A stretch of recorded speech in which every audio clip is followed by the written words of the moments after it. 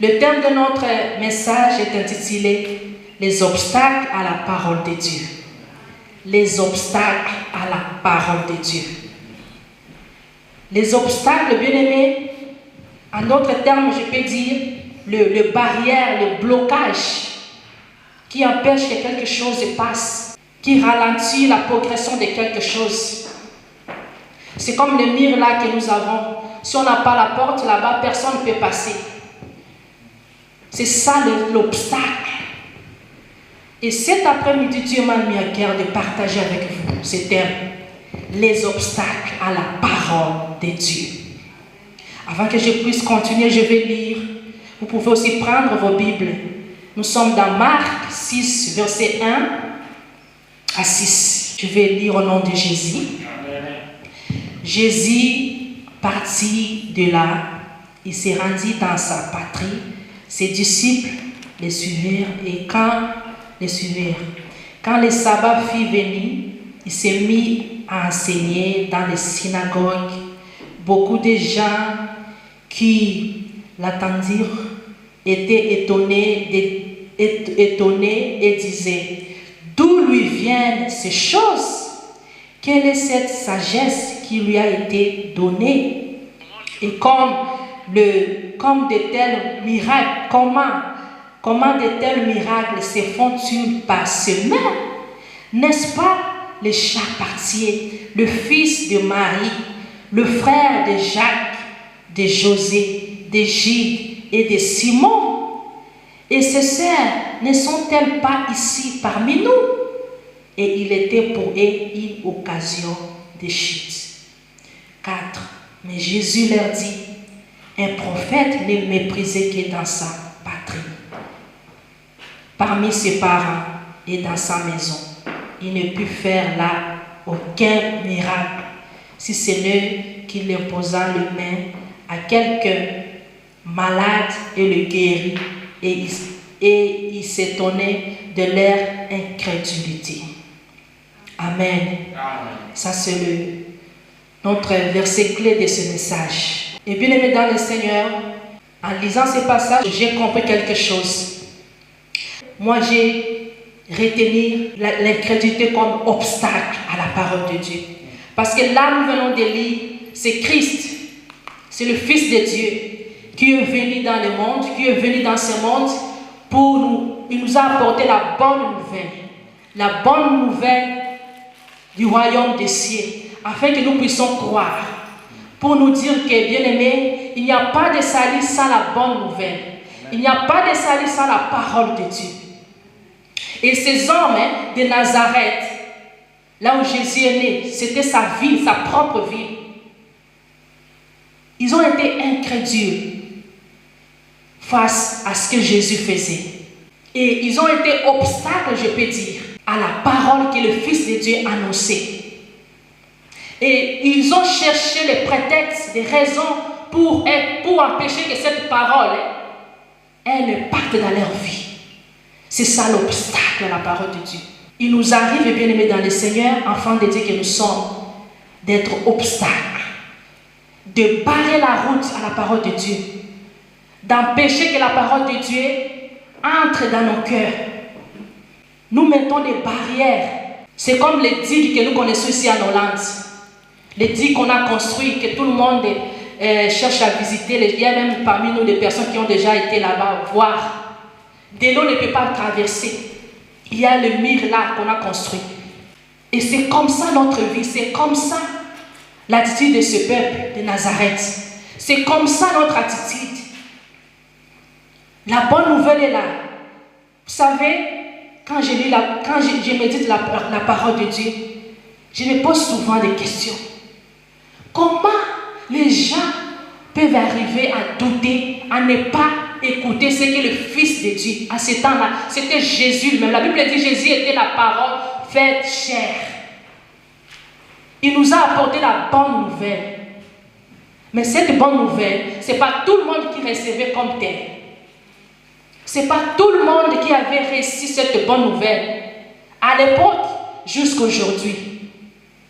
Après avoir crié en Jésus, après avoir donné sa vie à Jésus-Christ, bien-aimé dans le Seigneur, nous écoutons la parole chaque jour, aujourd'hui même, on a l'impression que ce que la Bible a dit, que Jésus va revenir encore, c'est que la parole soit prêchée jusqu'aux extrémités de la terre. On a l'impression que la parole est déjà arrivée là-bas, avec la technologie. Partout on parle de Dieu, partout on parle de Jésus. Je ne pense pas s'il y a encore des gens qui n'ont pas encore attendu, écouté la bonne nouvelle, les messages de Jésus. Mais aujourd'hui, pour nous, l'Église de Dieu, la parole que nous écoutons, la parole, chaque jour, nous apprenons les enseignements, des thèmes. Est-ce que nous acceptons cette parole ou bien nous sommes obstacles à cette parole? Est-ce que la parole de Dieu entre vraiment?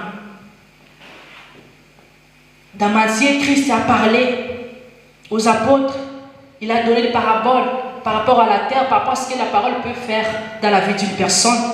Ce n'est pas ça notre sujet, mais aujourd'hui, ce que le Seigneur m'a fait comprendre au travers de ces messages, c'était les murs, les blocages, les barrières que nous-mêmes nous construisons pour empêcher que la parole pénètre dans nos cœurs, pour que la parole travaille en nous, pour que la parole nous transforme.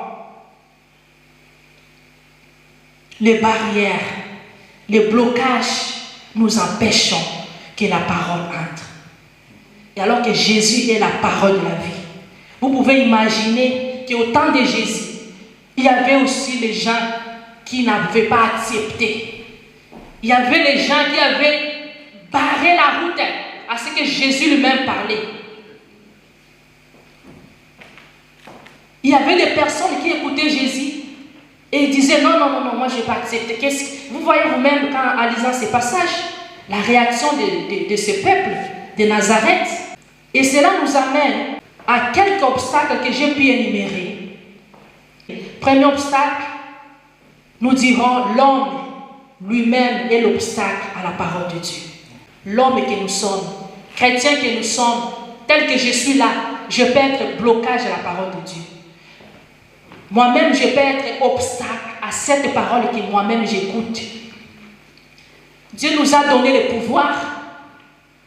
Dans sa parole, il dit, je mets devant toi des chemins, la vie et la mort. Mais moi, Dieu, je t'en prie de choisir le bien pour que tu vives. Dieu te dit, choisis le bien pour que tu vives. Mais il y en a ceux-là qui choisissent publiquement le mal, choisissent d'aller en enfer. N'est-ce pas, il est écrit clairement que Jésus est le chemin, la vie et la vérité. Mais les hommes que nous sommes, nous choisissons toujours le mal. Nous cherchons à aller, nous cherchons d'autres chemins. Nous laissons la vie, nous laissons la vérité, nous cherchons les mensonges. Alors que Jésus est le chemin, la vie et la vérité. L'homme tel que nous sommes là, tel que je suis là, je peux être obstacle. Ce qui est dommage encore, même ceux-là qui ont crié en Jésus-Christ, même ceux-là qui prient, après avoir fait le pas vers le Seigneur, il nous arrive d'être obstacle. D'être obstacle à la parole de Dieu. Et ce n'est pas bon d'être obstacle à la parole de Dieu. Ce n'est pas bon, ce n'est pas une bénédiction pour un enfant de Dieu, pour un homme, d'être obstacle à la parole de Dieu. Le plan de Dieu et la volonté de Dieu est qu'en écoutant sa parole, que sa parole pénètre dans nos cœurs, que sa parole impacte nos vies. Et cette parole est prêchée par les hommes. Cette parole est prêchée par les hommes. J'aimais le plan de Dieu. Il pouvait faire en sorte que Christ descende du ciel et qu'il y ait les anges qui vont les accompagner, qui l'accompagnera sur la terre, qu'il y ait des grimaces pour que bon nombre de gens croient à la bonne nouvelle. Parce que les hommes aiment ceux qui frappent. Ils aiment être intimidés. Là où il y a le flamme, il y a le feu, la terre tremble. Et c'est le Fils de Dieu qui arrive. Peut-être en faisant comme ça, beaucoup de gens allaient recevoir Christ. Et pourtant, lorsque Jésus est venu, les jours de son baptême, lorsqu'il était baptisé par Jean-Baptiste, il y a une voix qui a parlé. Celui-ci est mon fils et mon bien-aimé. écoutez-les. Mais malgré tout cela, n'était pas suffisant pour que les hommes acceptent Jésus. Il y en a ceux-là qui ont accepté, il y en a ceux-là qui n'ont pas accepté. Comme nous venons de lire. Parce que Jésus est passé par la voie de l'homme, Christ. Dieu a voulu qu'il passe. Il habite au milieu des hommes, comme tout homme. Mais il y avait des messages. Dieu a parlé. Et les gens ont écouté que c'était la voix de Dieu. Mais malgré ça, non. Il faisait des miracles, mais non. Ça fait quoi? Les gens refusaient de recevoir la parole de Dieu. Même au temps de Jésus. Même au temps de Jésus. Bien-aimés dans le Seigneur. Est-ce que c'est vraiment avantageux pour nous d'être obstacle à la parole de Dieu? Je ne crois pas. Ne construisons pas des murs pour empêcher que la parole pénètre. Il y a beaucoup de croyants, beaucoup des enfants de Dieu, beaucoup des hommes et de femmes, après avoir donné leur vie à Jésus-Christ, après avoir écouté les messages, ils empêchent que les messages là puissent agir en eux. Pourquoi? Il y a beaucoup de raisons. Je mets dans le Seigneur. Deuxième obstacle, je l'ai intitulé manque de considération ou sous-estimer l'instrument que Dieu utilise. Dieu avait utilisé son Fils pour apporter la bonne nouvelle. Dieu a utilisé Jésus pour apporter la bonne nouvelle aux hommes. Et regardez l'attitude de ces gens. Regardez l'attitude de ce peuple de Nazareth. Ils ont commencé à regarder. Bien, il parle bien. Il a l'onction. La Bible dit quand Jésus parlait, il parlait avec sagesse que personne ne pouvait parler comme ça. Les gens étaient étonnés. Après avoir été étonnés, ils disaient,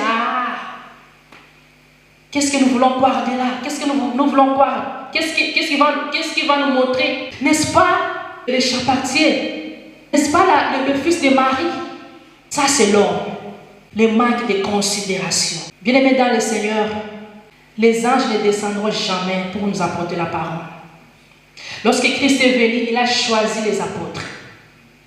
Les hommes qu'il a trouvés sur la terre. Et ces hommes-là avaient leur passé. Ces hommes-là avaient leur famille. Tout le monde connaissait Pierre, tout le monde connaissait les Barthélemy, Matthieu.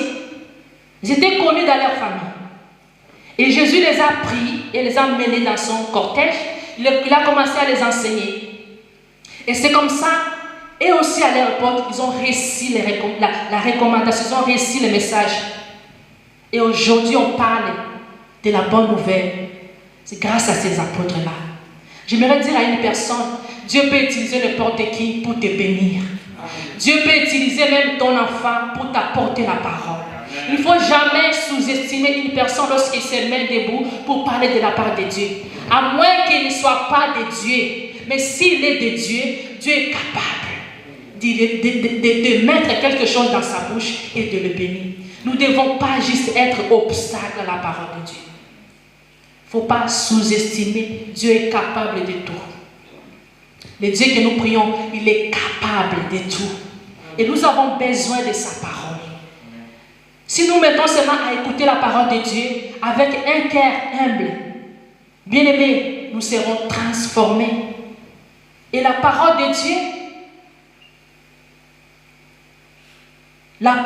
est une bénédiction pour l'Église. La parole de Dieu est une bénédiction pour un croyant. Si seulement tu reçois comme tel, comme c'est la parole de mon Père, c'est la parole de Dieu. Dieu peut utiliser même ton enfant. Bien-aimé dans le Seigneur. Vous avez vu comme les filles ont chanté ici. Dieu n'est pas dans les extravagances. Dieu n'a pas peur de regarder, comme c'est Goliath. Non, David doit être David, Goliath doit être Goliath. Et David, il va faire tomber Goliath. Ça, c'est Dieu. Et l'histoire de Moïse m'inspire aussi. Je me demande, mais Aaron était là. Pourquoi Dieu a choisi seulement Moïse? Myriam était là. Dieu ne dépend pas de ces choses-là. Nous ne devons pas limiter Dieu. Recevons juste la parole de Dieu. Si la parole de Dieu n'entre pas en toi, bien-aimé dans le Seigneur, la moindre chose, c'est de prier pour soi-même. C'est de prier pour soi-même. Il y a beaucoup de gens, j'ai vu beaucoup de gens dans ma vie, depuis que j'ai créé, être obstacle à la parole de Dieu. Demeurer dans l'église, persévérer, mais il y a des choses, il y a des comportements, des attitudes qui attestent que cette personne est juste obstacle à la parole qu'il écoute, la parole qu'il suit. Ne sois pas obstacle à la parole de Dieu. Ne sous-estime jamais l'instrument. Ne sous-estime jamais l'instrument. Tu dois avoir une oreille spirituelle, comme les chantres ont les oreilles musicales. Nous devons, pour nous les chrétiens, pour nous enfants de Dieu, face à la parole de Dieu, nous devons juste avoir une oreille spirituelle pour capter le message. Voilà pourquoi la parole de Dieu est toujours combattue. Je ne sais pas si vous constatez cela. Il y a, parce qu'on n'est pas en nombre. Il y a des églises, nous on a évolué dans les églises où c'est 200 personnes. Dès qu'on commence à prêcher, les enfants commencent à pleurer. Dès qu'on commence à prêcher, il y a des distractions, les gens, donc les pensées sont ailleurs. Il y a même, j'ai vraiment écouté des gens parler autour de moi. Quand ils prêchaient là, j'étais là, c'est mon beau qui était là, mais le passé était ailleurs. Et le diable sait les secrets derrière la parole de Dieu. Si tu te mets juste à écouter, tu vas recevoir la parole et la parole va te transformer, la parole va te bénir. Pour t'empêcher que tu ne sois pas transformé, pour t'empêcher que la parole soit une bénédiction pour toi, il te pousse à passer ailleurs.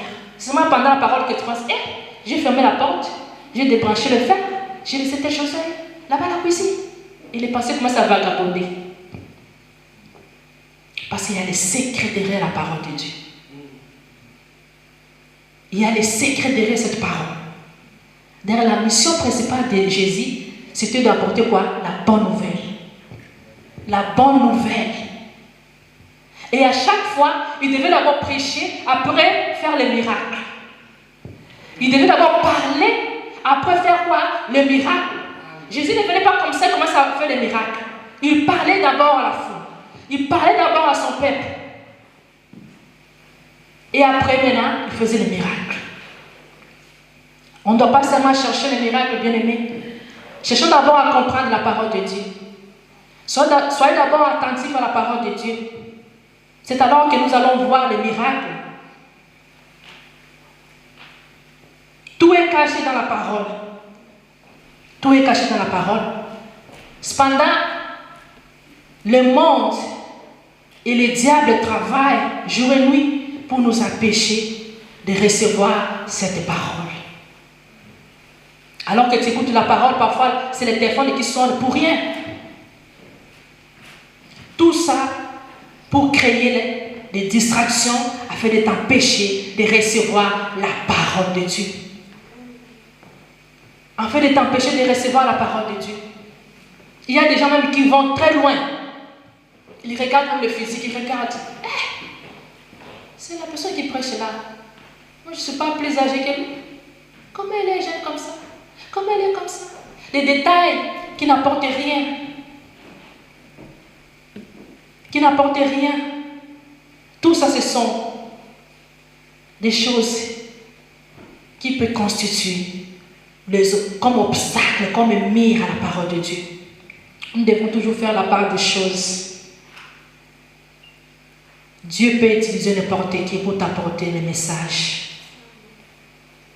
Dieu, à chaque fois nous venons à l'église, à chaque fois, bien-aimés, nous sommes dans l'assemblée, quelque part où on prêche. Rassure-toi que Seigneur, ce n'est pas pour rien que je suis là. Attends-toi à ce que Dieu te parle. Et lorsque Dieu va te parler, reçois juste la parole. Dieu peut t'adresser à toi personnellement si Dieu te connaît. Il peut te parler personnellement au travers n'importe qui, même les personnes que tu ne connais même pas. Alors, ça ne sert à rien de sous-estimer les instruments que Dieu utilise. Le Pierre, les apôtres, comme je vous ai dit, ils avaient leur passé. Ils ont vécu avant Jésus. Ils avaient leur vie. Mais lorsque Jésus est venu, Jésus a planté en eux la parole de Dieu. Ils ont été transformés. Ils ont été transformés. Ils ont été transformés parce qu'ils ont réussi la parole. Ils ont été transformés parce qu'ils ont réussi la parole de Dieu. Bien-aimés dans le Seigneur. Qu'est-ce qui constitue dans ta vie comme obstacle à la parole de Dieu que tu écoutes, à la vérité de ta parole? La Bible dit, vous connaîtrez la vérité vous affranchira. C'est le ténèbre, c'est le diable qui cherche à nous maintenir dans les mensonges. Ne sous-estime jamais l'instrument. Nous devons développer l'oreille spirituelle afin de recevoir la parole de Dieu. Ne regarde pas une personne avec un œil charnel. Tu vas voir ses défauts, tu vas voir ses passés. Moi, je me dis, c'est ce que les gens à l'époque de Jésus disaient pour les apôtres. Ils regardaient les apôtres et disaient, mais moi, c'est mon ami d'enfance. Pierre, c'est mon ami d'enfance. Aujourd'hui, moi, j'avais Jésus. Ah bon? Depuis quand?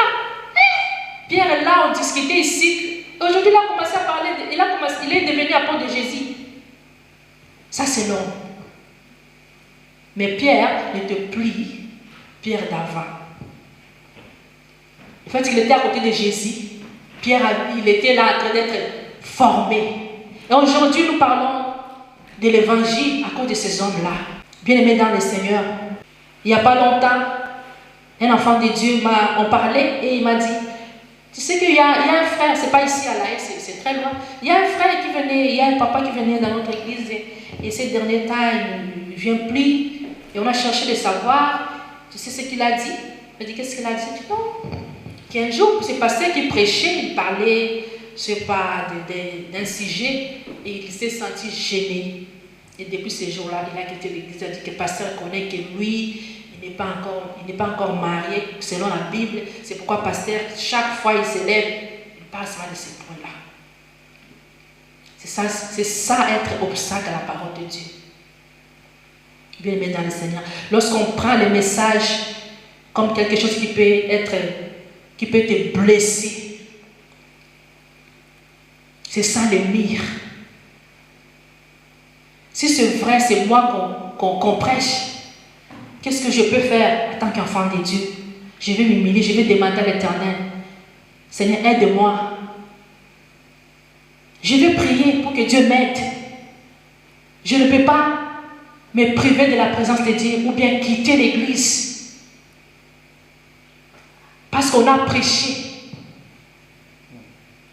Parce qu'on a prêché, bien aimé dans le Seigneur. Les hommes de Dieu savent qu'il y a la dontologie, il y a des choses qu'on ne peut pas parler lorsque tu es devant, il y a des choses que tu peux appeler une personne à côté. Dontologie pastorale existe, mais parfois ce n'est même pas ça. Souvent ce sont les obstacles, les murs. Et lorsque quelqu'un cherche à être obstacle, il cherche des raisons, des prétextes afin de justifier ces obstacles-là.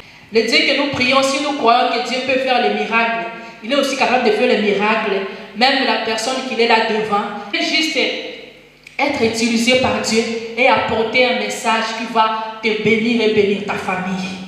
Parce que tout dépend de Dieu. Je précise en disant qu'à moins que cette personne ne soit pas de Dieu, s'il est de Dieu. Ces hommes de Nazareth, ils ont sous-estimé Christ. Parce qu'ils ont vu Christ grandir, il est venu habiter avec, il est passé par la voie de tout homme. Ils ont commencé à décrire, il est le fils de Marie, son père est charpentier, et ceci, cela. Et du coup, c'était suffisant pour que la parole de Christ ne traverse pas leur cœur. Et c'est étonnant de voir. Moi, je me demande toujours, Seigneur, si à cette époque-là, les gens étaient incrédules, alors qu'ils ont été à côté des fils de Dieu. Et aujourd'hui alors, ce sont les hommes que nous connaissons. Ce sont les personnes que nous connaissons qui parlent de la part de Dieu. Et nous connaissons parfois leurs faiblesses, nous connaissons parfois leurs défauts. Est-ce que cela va remettre en cause la parole de Dieu? Je ne crois pas. Je ne crois pas. Si c'était ça le cas, Dieu a voulu juste envoyer les anges. Dieu sait que les hommes ont leurs faiblesses, ont leurs défauts. Il veut juste utiliser ces vases-là pour vous apporter la parole. Ne soyons pas distraits. Sinon, nous allons rater l'essentiel. Nous allons passer à côté de la volonté de Dieu pour notre vie. Si nous mettons juste à regarder les hommes avec les yeux charnels, Dieu parle aujourd'hui au travers des hommes et des femmes. Lisons rapidement 1 Corinthiens 1, verset 27. Ce que Paul nous dit là-bas. Nous sommes toujours dans deuxième obstacle, manque de considération et sous-estimer l'instrument que Dieu utilise. 1 Corinthiens 1, verset 27. Je lis au nom de Jésus. Mais Dieu a choisi les choses folles du monde pour confondre les sages. Dieu a choisi les choses faibles du monde pour confondre les fortes. Et Dieu a choisi les choses vilaines du monde et celles qu'on méprise, celles qui ne soient point, pour réduire à néant celles qui sont, afin que personne ne se glorifie devant Dieu. Or, c'est par lui que vous êtes en Jésus-Christ, que par la volonté de Dieu a été fait pour nous sagesse, justice, sanctification et rédemption, afin que, comme il est écrit, que celui qui se glorifie dans le Seigneur. Amen. Dieu choisit les choses faibles. Parfois, tu peux regarder juste avec tes yeux charnels et tu minimises. Lorsque tu minimises, tu passes à côté de la volonté de Dieu. Tu passes à côté de la parole de Dieu. Bien-aimé dans le Seigneur, la parole de Dieu dans Psaume 119, David est en train de décrire la parole de Dieu. David est en train de parler de ce qu'est la parole de Dieu. Je vais lire rapidement Psaume 119, verset 97. Combien j'aime ta loi. Elle est tous les jours l'objet de ma méditation. 98. Tes commandements me rendent plus sage que mes ennemis. Verset 100. J'ai plus d'intelligence que le vieillard quand j'observe tes ordonnances. Ça, c'est la parole de Dieu.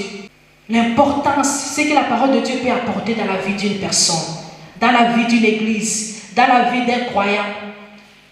Cependant, cette parole est prêchée par les hommes et lorsque nous recevons, nous cherchons toujours à empêcher que cette parole pénètre dans nos vies, pour que nous ne soyons pas sages. Bien aimé, celui qui observe la parole de Dieu, celui qui médite la parole de Dieu, celui qui écoute la parole de Dieu attentivement, cette personne-là est bénie par Dieu. Parce qu'il y a un grand mystère dans la parole de Dieu. Tout ce que nous cherchons se trouve dans la parole de Dieu. Et lorsque les hommes et les femmes, dès que Dieu choisisse se mettre debout pour parler de la parole de Dieu, c'est souvent cette attitude que nous avons. Le même attitude qu'avant le peuple de Nazareth, les habitants de Nazareth, à l'égard de Christ, à l'égard de Jésus. Alors que Jésus était fils de Dieu, il était présenté comme le fils de Dieu. Qui ne savait pas? Qui ne savait pas que Jésus était fils de Dieu? Mais ils cherchaient toujours à empêcher que la parole de Dieu pénètre dans leur vie. Bien-aimé dans le Seigneur, qu'est-ce qui est obstacle à la parole de Dieu que tu écoutes chaque jour? Qu'est-ce qui est blocage à la parole de Dieu dans ta vie? Il y a beaucoup d'entre nous, bien-aimés jusqu'aujourd'hui, sont en train de combattre avec des petites choses. Même les païens ont déjà surmonté. Même les pardons. Tu peux écouter un chrétien qui dit, moi je ne veux pas demander pardon. Il est né de nouveau, il est baptisé, il connaît le Seigneur. C'est ça être obstacle à la parole de Dieu. Si Dieu me pardonne moi alors que je pêche chaque jour, comment moi je ne vais pas pardonner mon frère? Comment je ne vais pas pardonner ma sœur? Je ne vais pas m'opposer à la parole de Dieu. Je ne peux pas être obstacle à la parole de Dieu. Si vous voyez bien-aimé dans le Seigneur, bien-aimé, c'est soumettre, c'est pardonner les uns les autres. C'est parce qu'on ne veut pas être obstacle à la parole de Dieu.